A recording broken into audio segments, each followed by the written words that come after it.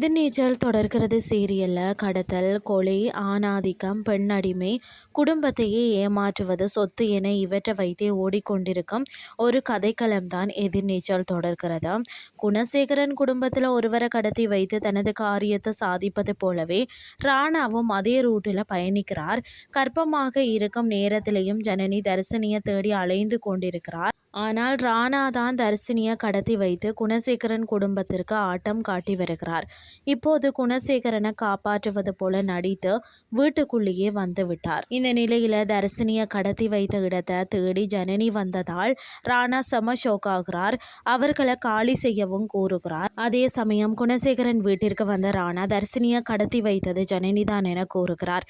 இதை கேட்டதும் ஈஸ்வரி மற்றும் குடும்பத்தினர் எல்லாருமே ஷோக் ஆகிறார்கள். அடுத்து என்ன நடக்கும்னு சொல்லி பொறுத்திருந்து பார்க்கலாம்.